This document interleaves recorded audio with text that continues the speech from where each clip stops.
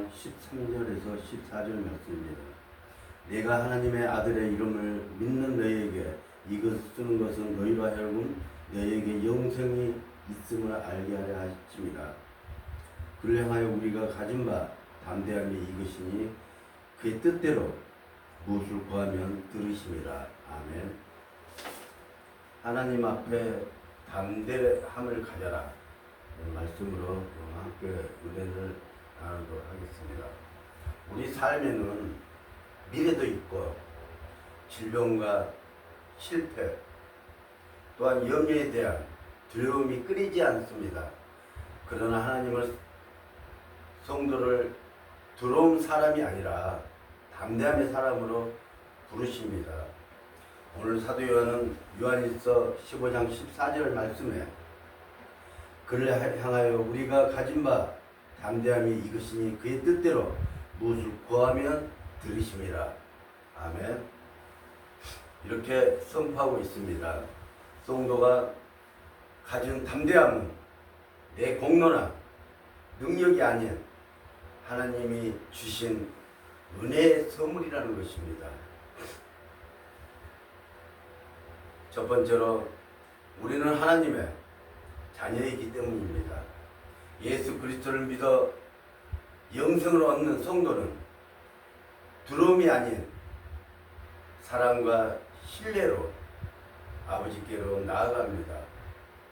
우리의 담대함은 자신의 의가 아니라 하나님의 자녀된 신분에서 비롯됩니다. 그래서 우리는 이 영생을 얻는 성도들은요, 두려움이 있으면 안 된다는 거예요.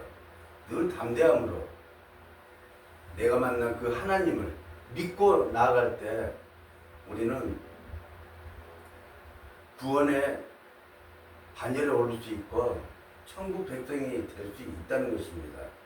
두 번째로 하나님은 기도를 들어주시는 아버지십니다.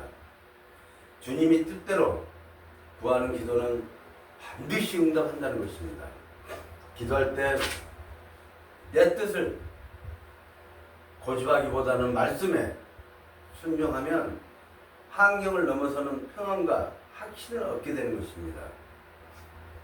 우리가 늘 내가 얘기했듯이 우리가 성령을 받지 않으면요,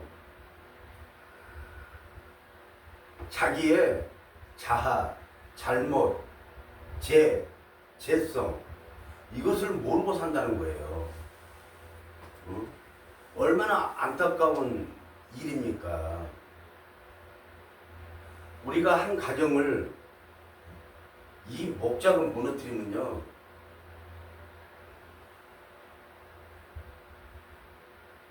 그 목자는요, 내가 반드시 얘기지만 천국을 못 갑니다. 그 사탄들이나 하는 짓이지.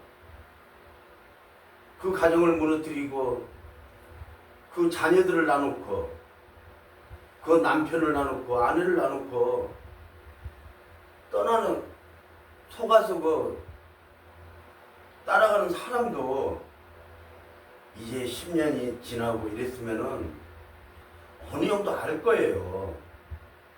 내가 이 사탄에 속았구나 하고. 그런데도 그것을 모르고 그 사탄에 속아서 산다면은 그거는 영적으로 잡힌 거고 그 사람에게는 자유함이 없다는 거예요. 진리를 알지니 진리가 너희를 자유롭게 하리라. 우리가 이 진리를 모르면요, 늘 갇혀 살 수밖에 없다는 겁니다.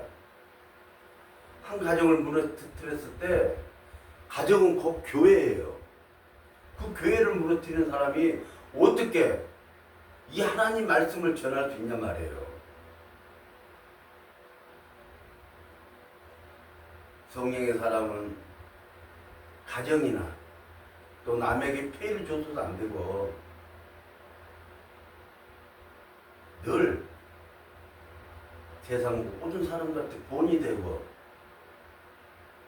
모범된 삶을 살아야 된다는 것입니다. 그래서 오늘날 한국 교계에 그 못된 이 목사들은 자기가 지금 무슨 죄를 짓고 사는지조차 모르고 사는 거예요. 이 어마어마한 사실을 거기에 따르는 성도들은 얼마나 가엾어요. 세 번째로 하나님은 살아계셔서 우리와 교제하십니다. 이렇게 하나님께서 우리와 교제하기를 원하고 늘 하나님이 우리와 함께하기를 원하는데 특히 목사들이 이런 못된 짓거리를 할 때는 정말 어마어마한 큰 죄를 짓고 사는 거예요. 내가 하나님의 심판대에 섰을 때 그 죄를 어떻게 받으려는지 이 가정을 무너뜨리면요 성령 해방자하고 똑같은 거예요. 왜? 교회를 무너뜨렸기 때문에. 그래서 그 사람들한테는요 제사함이 없어요. 자녀 대대로 제사함이 없다는 거예요. 그러니까 그런 목회자들은 늘 보면 얼굴이 썩어 있어요. 맨날 기도를 한다면서 기도는요 길게 한다 해서 하나님께서 받아주는 게 아니에요.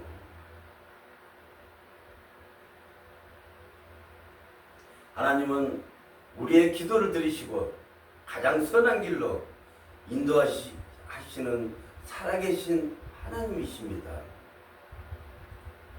그런데 그렇게 죄 지은 사람들이 무슨 기도를 하는지 나는 이해를 못하겠어요. 그러므로 성도는 두려움보다 믿음을, 염려보다 기도를 선택하며 날마다 하나님과 동행해야 된다는 것입니다. 여기서 다시 한번 얘기했지만 특히 목사들이 하나님과 동행하는 사람 같으면 내가 내 안에 성령의 내주 역사하신다면 어떻게 그런 죄를 주고 살겠어요.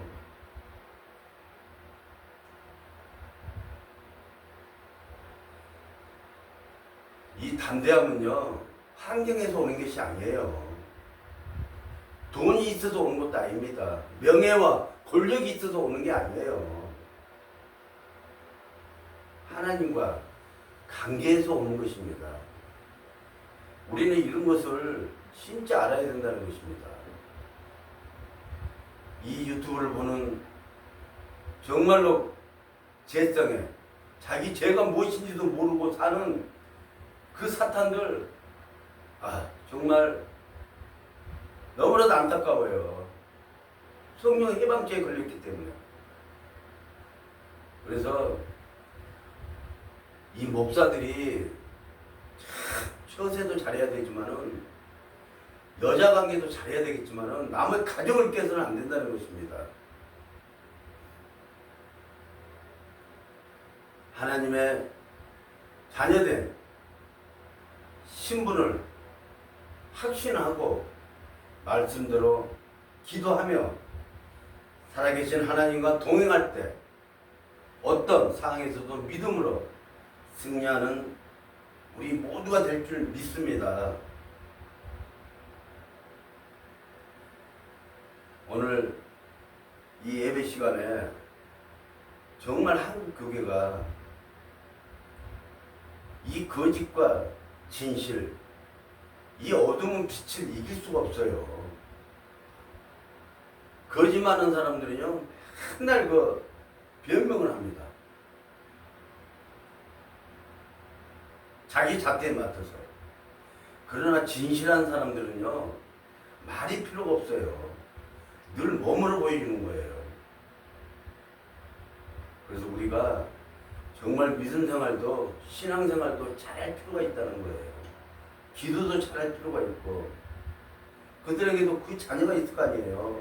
자녀들을 위해서라도 어떻게 내가 하나님과 하나가 되어서 동행하는 삶을 살지 않고 그렇게 남의 가정을 파탄시키고 그 어린 애들이 지금은 많이 성장했겠지만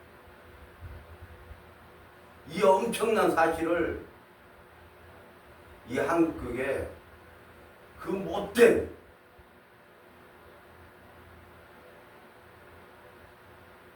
목사들이 그런 짓거리를 하고 있다는 거예요. 뭐 때문에? 돈 때문에.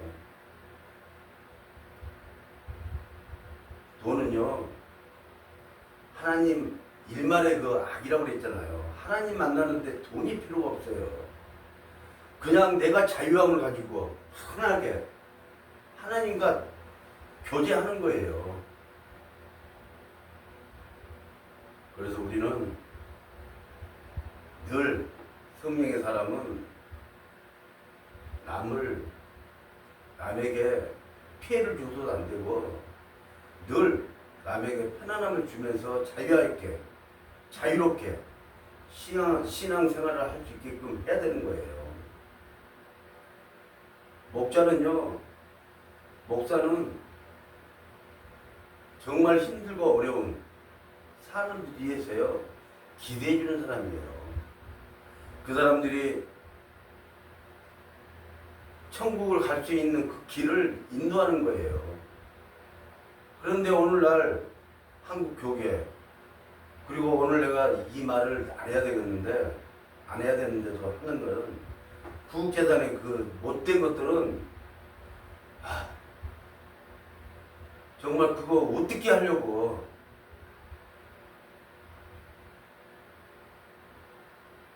저도 사실 가슴이 아픕니다.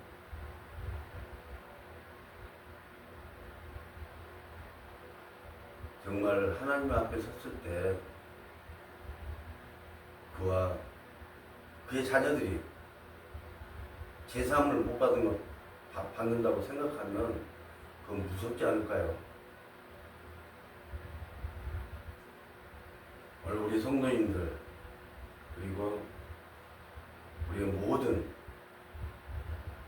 이 사랑하는 믿음의 사람들은 우리가 정말 신앙생활을 잘하고 기도도 잘할 필요가 있어요.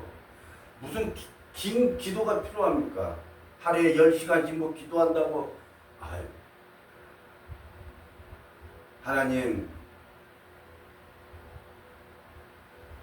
저를 건지소서, 저를 구원하소서. 이 짧은 기도들도요, 하나님께서 다 들고 계신다는 거예요. 그래서 우리가 꼭 이 시대에 하나님한테 칭찬받는 그런 저와 여러분이 되기를 예수 이름으로 축원드립니다. 하나님, 자녀들의 은혜를 기억하며 언제나 믿음으로 담대히 살아가게 하옵기를 간절히 바라오며 예수 그리스도 이름으로 기도하옵나이다. 아멘.